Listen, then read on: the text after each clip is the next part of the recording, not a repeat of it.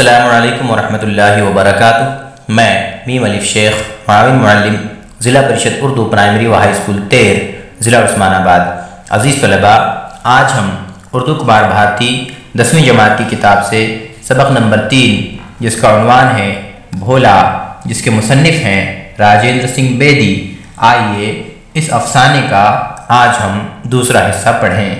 अज़ीज़ तलबा, पहले हिस्से में हमने देखा कि माया नाम की एक बेवा है, उसका एक छोटा सा लड़का है जिसका नाम भोला है, और माया का एक ससुर जो कि ज़ईफ़ुल उम्र है।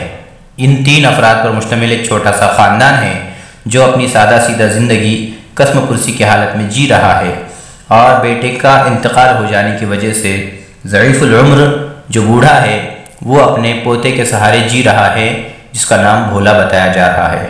माया जो कि एक बेवा है और समाज के थपेड़ों में अपने आप को कैद व बंद की ज़िंदगी में जीने पर मजबूर अपने बच्चे के सहारे जी रही है, और आजकल वो खुश नज़र आ रही है। वजह ये है कि अगले 2 दिन में राखी का त्यौहार है और उसका भाई अपने बहन से राखी बंधवाने के लिए आ रहा है, लिहाजा माया अपने भाई के लिए मक्खन तैयार कर रही है।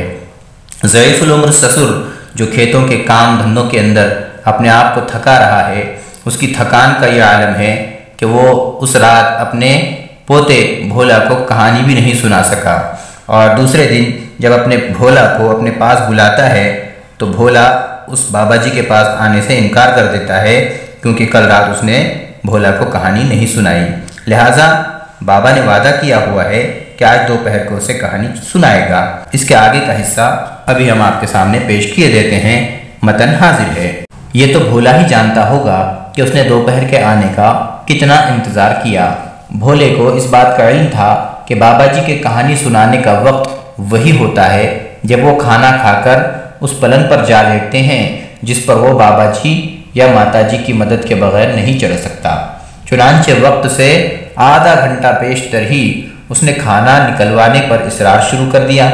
मेरे खाने के लिए नहीं, बल्कि अपने कहानी सुनने के चाव से। मैंने मामूल से आधा घंटा पहले खाना खाया। अभी मैंने आखिरी निवाला तोड़ा ही था कि पटवारी ने दरवाजे पर दस्तक दी। उसने कहा कि खानका वाले कुएं पर आपकी ज़मीन को नापने के लिए मुझे आज ही फुर्सत मिल सकती है, फिर नहीं। दालान की तरफ नज़र दौड़ाई तो मैंने देखा भोला चारपाई के चारों तरफ घूमकर बिस्तर बिछा रहा था। बिस्तर बिछाने के बाद उसने एक बड़ा तकिया भी एक तरफ रख दिया और ख़ुद पायती में पाँव अड़ाकर चारपाई पर चढ़ने की कोशिश करने लगा। मैंने पटवारी से कहा कि तुम खानका वाले कुएं को चलो और मैं तुम्हारे पीछे पीछे आ जाऊंगा। जब भोले ने देखा कि मैं बाहर जाने के लिए तैयार हूँ तो उसका चेहरा मध्यम पड़ गया। माया ने कहा, बाबा जी इतनी भी क्या जल्दी है? खानका वाला कुआं कहीं भागा तो नहीं जाता? आप कम से कम आराम तो कर ले। मैंने ज़ेरे लब कहा। पटवारी चला गया तो फिर ये काम 1 माह से इधर न हो सकेगा। माया खामोश हो गई। भोला मुंह बिसोरने लगा। उसकी आंखें नमनाक हो गईं। उसने कहा, बाबा मेरी कहानी, मेरी कहानी। भोले मेरे बच्चे, मैंने टालते हुए कहा, दिन को कहानी सुनाने से मुसाफिर रास्ता भूल जाते हैं। रास्ता भूल जाते हैं? भोले ने सोचते हुए कहा, बाबा तुम झूठ बोलते हो, हमें बाबा जी का भोला नहीं बनना। अब जबकि मैं थका हुआ भी नहीं था और 15-20 मिनट आराम के लिए निकाल सकता था, भोले की इस बात को आसानी से किस तरह बर्दाश्त कर लेता। मैंने अपने शाने से चादर उतार कर चारपाई की पायती पर रखी और पलंग पर लेटते हुए भोला से कहा, अब कोई मुसाफिर रास्ता खो बैठे तो उसके तुम जिम्मेदार होगे। और मैंने भोले को दोपहर के वक्त 7 शहजादों और 7 शहजादियों की एक कहानी सुनाई। भोला हमेशा उस कहानी को पसंद करता था जिसके आखिर में शहजादे और शहजादी की शादी हो जाए, मगर मैंने इस रोज़ भोले के मुंह पर खुशी की कोई अलामत न देखी, बल्कि वो अफसुर्दा मुंह बनाए हल्के हल्के कांपता रहा। इस ख्याल से कि पटवारी खानका वाले कुएं पर इंतज़ार करते करते थक कर कहीं अपने गांव का रुख न कर लें, मैं जल्दी जल्दी अपने नए जूते में दबती हुई एड़ी की वजह से लंगड़ाता हुआ भागा। शाम को जब मैं वापस आया और यूं ही मैंने दहलीज में कदम रखा, भोले ने कहा, बाबा आज मामू जी आएंगे ना? फिर क्या हुआ भोले? मैंने पूछा। मामू जी अगनबोट लाएंगे, मामू जी के सर पर मकई के भुट्टों का ढेर होगा ना? बाबा हमारे तो मकई होती ही नहीं बाबा। और तो और वो ऐसी मिठाई लाएंगे जो आपने ख्वाब में भी न देखी होगी। मैं हैरान था और सोच रहा था कि किस खूबी से ख्वाब में भी न देखी होगी कि अल्फाज 7 शहजादों वाली कहानी के बयान में से उसने याद रखे थे। जीता रहे, मैंने दुआ देते हुए कहा, बहुत ज़हीन लड़का होगा और हमारा नाम रोशन करेगा। अजीज़ तलबा, हमने ये चंद पैराग्राफ आपके सामने पेश किए हैं। इसमें यह बात बताई गई कि जिस तरह बाबा जी ने वादा किया था कि दोपहर को कहानी सुनाएंगे, लिहाजा भोला दोपहर के इंतज़ार में बड़ा ही बेसब्र हुआ जा रहा था और बेसब्री से इंतज़ार किया जा रहा था कि कब दोपहर होगी, कब बाबा जी खाना खाएंगे और लेटने के लिए पलंग पर आएंगे ताकि मैं उनसे कहानी सुनूं। लिहाजा दोपहर के इंतज़ार में जब दोपहर होती है तो आधा घंटा पहले ही माँ से तकाजा करता है भोला कि अम्मा तुम जो है जल्दी से बाबा जी के लिए खाना लगाओ ताकि बाबा जी जल्द से जल्द खाना खा लें और मुझे कहानी सुनाएं। लिहाजा बाबा जी को आधा घंटा पहले ही खाना खाना पड़ जाता है भोला की ज़िद की वजह से।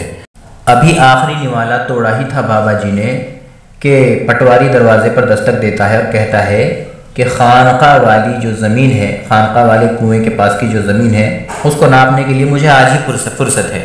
आज का अगर दिन निकल जाएगा तो फिर आपको 1 महीना इंतज़ार करना पड़ेगा। इसलिए जल्दी से जल्दी आप जो है खानका वाले कुएं की ज़मीन पर आ जाइए ताकि मैं आपको आपकी ज़मीन नाप दूँ।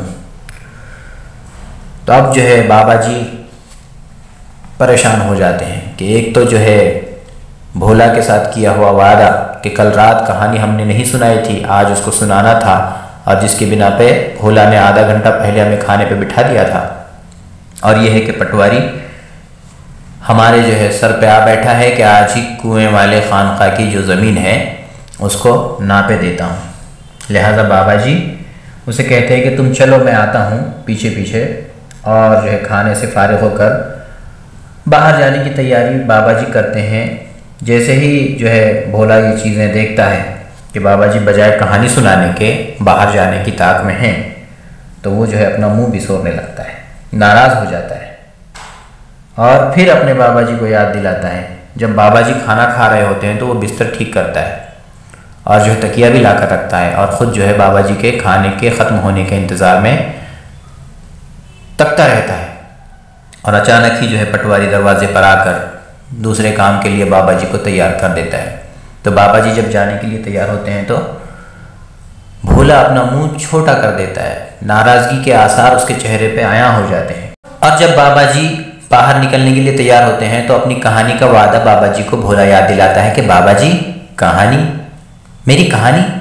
तो बाबा जी कहते हैं कि बेटा दोपहर को जब हम कहानी दिन में सुनते हैं तो दिन में कहानियाँ सुनाने से जो मुसाफिर रास्ता चल रहे होते हैं वो अपना रास्ता भटक जाते हैं। तो ये बात सुनकर और भी नाराज़ हो जाता है और उसके चेहरे पे खफगी ख़ास तौर पर जो है खूब आया हो जाती है।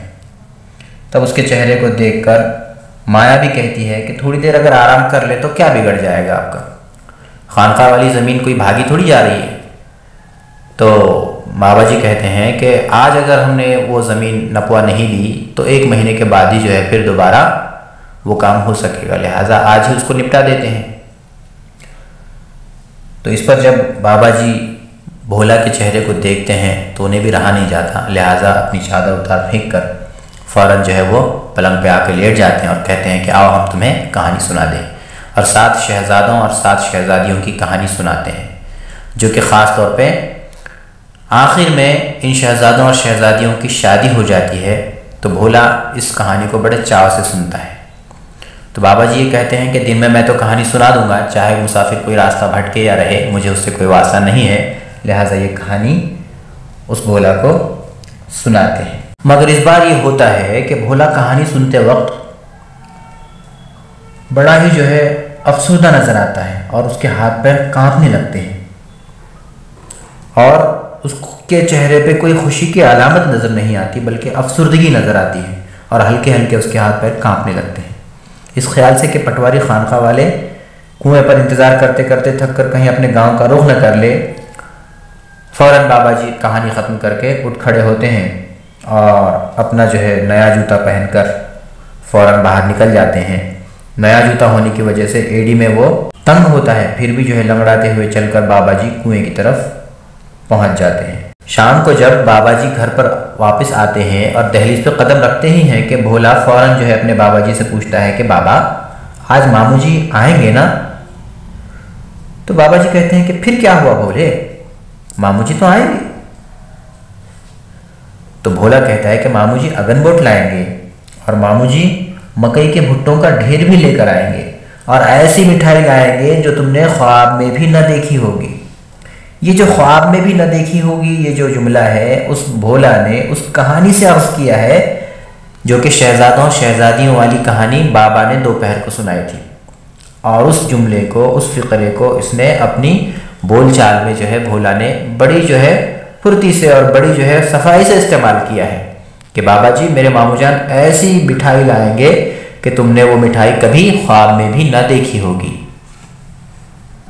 इस पर बाबा जी जो है बच्चे को सराहते हुए दुआ देते हैं कि जीता रहे, तू जो है बड़ा होकर बड़ा ही ज़हीन बनेगा और हमारा खूब नाम रोशन करेगा। आइए इसके बाद जो पैराग्राफ है वो देखें।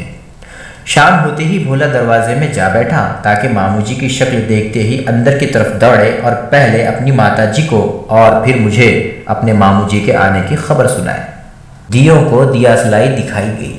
जो जो रात का अंधेरा गहरा होता जाता, दियों की रोशनी ज़्यादा होती जाती। जब मुतफक्किराना लहजे में माया ने कहा, बाबा जी भैया अभी तक नहीं आए, मुमकिन है कोई ज़रूरी काम आ पड़ा हो, राखी के रुपए डाक में भेज देंगे। मगर राखी? हाँ राखी की कहो, उन्हें अब तक तो आ जाना चाहिए था। मैंने भोले को ज़बरदस्ती दरवाजे की दहलीज पर से उठाया। भोले ने अपनी माता से भी ज़्यादा मुतफक्किराना लहजे में कहा, माता जी मामू जी क्यों नहीं आए? माया ने भोले को गोद में उठाते हुए और प्यार करते हुए कहा, शायद सुबह को आ जाए तेरे मामू जी। मेरे भोले। फिर भोला कुछ देर बाद सो गया। माया का भाई अभी तक नहीं आया था। मैं सितारों की तरफ देखते देखते ऊँगने लगा। यकायक माया की आवाज़ से मेरी नींद खुली। वो दूध का कटोरा लिए खड़ी थी। बेटी तुम्हें इस सेवा का फल मिले बगैर न रहेगा। तभी मेरे पहलू में बिछी हुई चारपाई पर से भोला आंखें मलते हुए उठा।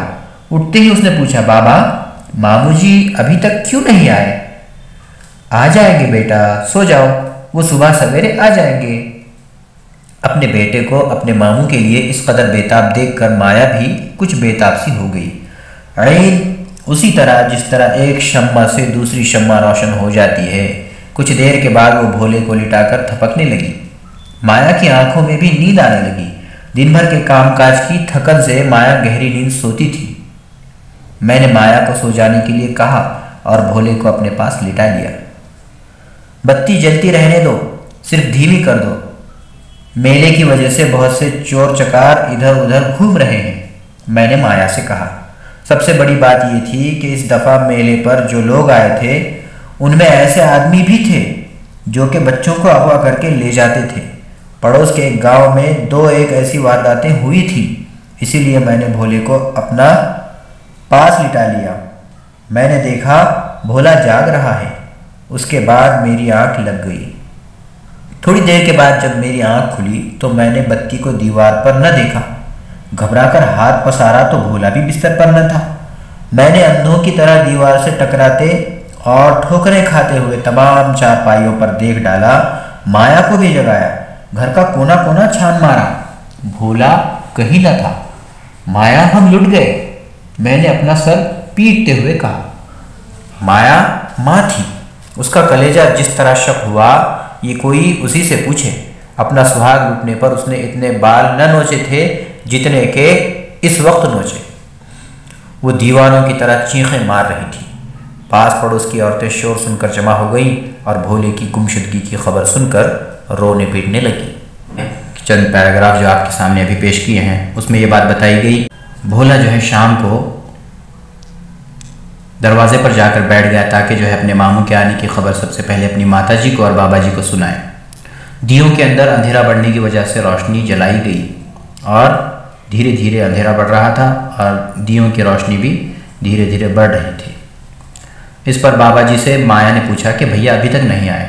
तो बाबा जी ने कहा कि आ जाएंगे, हो सकता है कोई ज़रूरी काम आन पड़ा हो और वो तुम्हें तुम्हारी राखी की जो रकम होती है राखी बांधने की अपनी बहन को जो खुशी के तौर पे दी जाती है, तोहफे के तौर पे दी जाती है, वो आपको डाक से भेज देंगे। तो इस पर जो है माया ने कहा कि फिर राखी मैं किसे बांधूं? तो बाबा जी कहते हैं कि हाँ, राखी की तुम कह सकती हो। फिर भोले को ज़बरदस्ती दहलीज से उठाती है और अपनी गोद में लेकर आकर जो है उसे सुलाने की कोशिश करती है। तो वो फिर पूछता है कि मामू जी क्यों नहीं आए? तो मामू जी आ जाएंगे, सुबह तक आएंगे। इस तरह से जो है माँ उसे समझाती है, लेकिन जो है भोले के शक्ल सूरत से नाराज़गी के आसार जो है ज़ाहिर होते हैं। और फिर सोने का जब वक्त हो जाता है तो अभी तक भोला जो है सोया हुआ नज़र नहीं आता।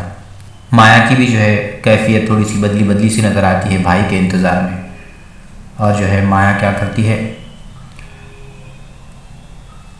बाबा जी के पहलू में भोला को सुला देती है और ख़ुद भी जो है सोने के लिए चली जाती है।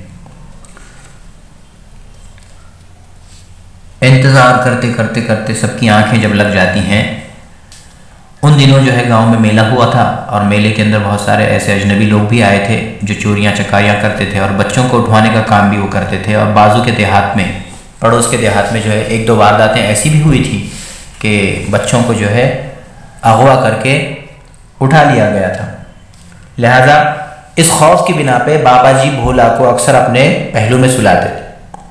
तो बाबा जी ने सोते वक्त माया से कहा कि जो दिए की बत्ती है उसे जलने दो, अंधेरा मत करो, ताकि रोशनी जलती रहे और जो है मैं फ़िक्रमंद रहूँ इस बात को लेकर के अपना भोला सलामत है, महफूज है।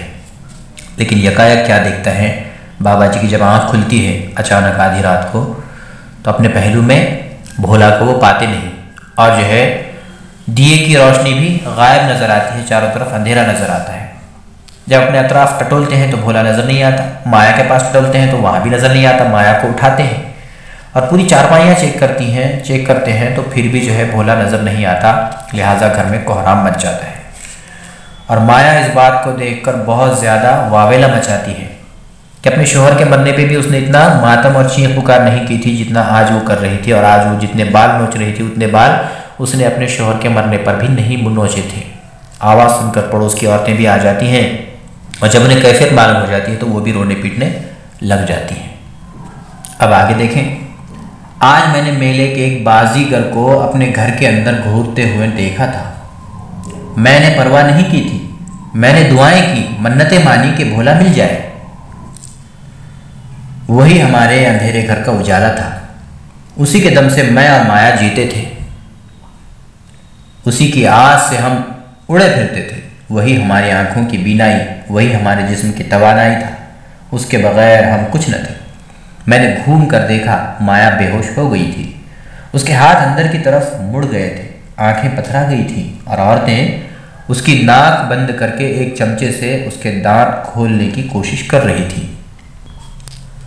एक लम्हे के लिए मैं भोले को भी भूल गया, मेरे पांव तले की ज़मीन खिसक गई। एक साथ घर के दो लोग जब देखते देखते हाथ से चले जाएं तो उस वक्त दिल की क्या कैफियत होती है। मैंने सोचा कि इन दुखों के देखने से पहले ईश्वर ने मेरी ही जान क्यों न ले ली। करीब था कि मैं भी गिर पड़ूं। माया होश में आ गई, मुझे पहले से कुछ सहारा मिला। मैंने दिल में कहा, मैं ही माया को सहारा दे सकता हूँ और अगर मैं खुद इस तरह हौसले छोड़ दूंगा तो माया किसी तरह नहीं बच सकेगी। मैंने हवास जमा करते हुए कहा, माया बेटी देखो, मुझे यूं खाना खराब मत करो, हौसला करो, बच्चे अगवा होते हैं मगर मिल भी जाते हैं, भोला मिल जाएगा। माँ के लिए ये अल्फाज बेमानी थे। उस वक्त आधी रात इधर थी और आधी रात उधर, जब हमारा पड़ोसी इस हादसे की खबर गांव से 10 कोस दूर थाने में पहुंचाने के लिए रवाना हुआ। हम सब हाथ मलते हुए सुबह का इंतज़ार करने लगे ताकि दिन निकलने पर कुछ सुझाई दे। दफरतन दरवाज़ा खुला और हमने भोले के मामू को अंदर आते देखा। भोला उसकी गोद में था। उसके सर पर मिठाई की टोकरियां और एक हाथ में बत्ती थी। हमें तो गोया सारी दुनिया की दौलत मिल गई। माया ने भाई को पानी पूछा ना खैरियत और उसकी गोद से भोले को छीन कर उसे चूमने लगी। तमाम अड़ोस पड़ोस ने मुबारकबाद दी। भोले के मामू ने कहा, मुझे एक काम की वजह से देर हो गई थी। देर से रवाना होने पर रात के अंधेरे में मैं अपना रास्ता गुम कर बैठा था। यकायक मुझे एक जानिब से रोशनी आती दिखाई दी। मैं उसकी तरफ बढ़ा। इस खौफनाक अंधेरे में परस्पोर से आने वाली सड़क पर भोले को बत्ती पकड़े हुए और कांटों में उलझे हुए देखकर मैं हैरान रह गया। मैंने उससे उस वक्त वहां होने का सबब पूछा तो उसने जवाब दिया कि बाबा जी ने आज दोपहर के वक्त मुझे कहानी सुनाई थी और कहा था कि दिन के वक्त कहानी सुनाने से मुसाफिर रास्ता भूल जाते हैं। तुम देर तक न आए तो मैंने यही जाना कि तुम रास्ता भूल गए होंगे और बाबा ने कहा था कि अगर कोई मुसाफिर रास्ता भूल गया तो तुम जिम्मेदार होंगे।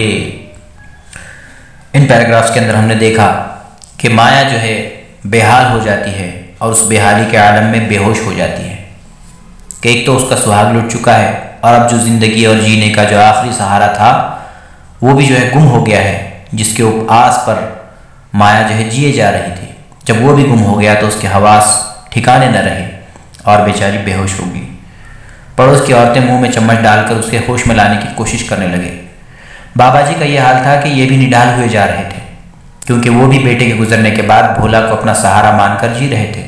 अपनी ज़ईफ़ हड्डियों को दोबारा जो है काम में ला रहे थे, इस आस में कि ये बेटा जो बेटे की निशानी है, मेरा पोता, यही मेरा नाम आगे बढ़ाएगा और यही मेरे घर का जो है चिराग है। लिहाजा इसी की रोशनी को बढ़ाने के चक्कर में जो है मैं जिए जा रहा हूँ। इस तरह की आस थी, लिहाजा उनका भी आखिरी सहारा ख़त्म हुए जा रहा था, यानी वो गुम था। इनका भी आलम यह था कि ये भी जो है चकरा कर कहीं गिर जाते, लेकिन इन्होंने सोचा कि मैं भी अगर इस तरह से निडाल हो जाऊंगा तो फिर माया को सहारा कौन देगा। यकायक जो है माया की आँख खुल जाती है तो उसे दिलासा देते हैं कि बेटी, बच्चे गुम होते हैं और वो दोबारा मिल भी जाते हैं, इतना परेशान होने की ज़रूरत नहीं है, हमारा भोला भी हमें मिल जाएगा। और फिर दिलासा देते देते आधी रात गुजर जाती है और आधी रात बाकी होती है। इसी दौरान एक पड़ोस के आदमी को 10 कोस दूर पुलिस थाने में रिपोर्ट लिखाने के लिए भेजा जाता है कि बच्चे की गुमशुदगी की रिपोर्ट जो है वहाँ पर लिखवाने के लिए पड़ोस के आदमी को भेजा जाता है। और इस दौरान जो है सब सुबह का इंतज़ार करते हैं कि कब सुबह होगी और रोशनी में हम जो है अपने बच्चे को ढूंढने के लिए इधर उधर निकल पड़ेंगे। जब सुबह हो जाती है, सुबह होने को करीब होती है कि क्या देखते हैं कि माया का भाई भोला को अपने गोद में लिए हुए और मिठाइयों की टोकरी सर पर धरे हुए दरवाजे के अंदर जो है नमूदार होता है। तो सब लोग जो है इस बात को देखकर बड़े खुश हो जाते हैं। माया अपने भाई के आने की खुशी छोड़ भोला को पहले जो है अपने भाई के गोद में से छीन लेती है और उसे अपने सीने से लगा लेती है, उसे चूमती है कि उसकी खुशी का कोई ठिकाना नहीं होता कि भाई आने से ज़्यादा भोला के दोबारा वापस मिलने की खुशी उसे बहुत ज़्यादा होती है। लिहाजा सब लोग जो है मुबारकबाद पेश करते हैं माया को भी और बाबा जी को भी। तो ये कैसे हो गया? सब लोग अचंभे में थे कि भोला तुम तक कैसे पहुंचा या तुमने जो है भोला को कैसे पाया। सवालात करने लगे माया के भाई से।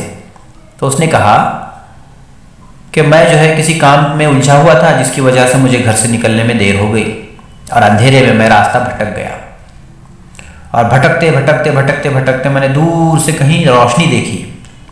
उस रोशनी की सिमत में जब चलता रहा तो क्या देखता हूं कि कांटों में उलझा हुआ भोला अपने हाथ में बत्ती लिए खड़ा है।